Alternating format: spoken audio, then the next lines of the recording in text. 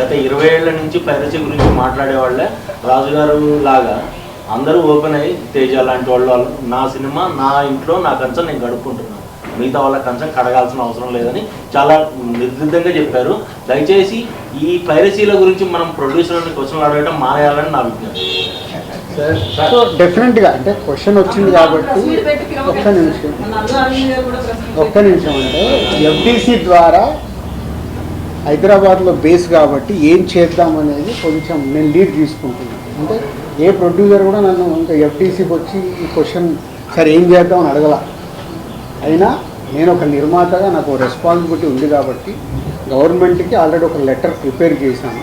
So డిపార్ట్మెంట్తో కూర్చొని ఏం చేయొచ్చు, ఎందుకంటే బేస్ అంతా హైదరాబాద్లో ఉంది కాబట్టి తెలుగు సినిమా చేద్దామనే ప్రయత్నం స్టార్ట్ చేశాను. అడిగారు కాబట్టి లీక్ చేసేస్తున్నాను ఎందుకు. బట్ ప్రొడ్యూసర్ మళ్ళీ ఇది మా పెయిన్.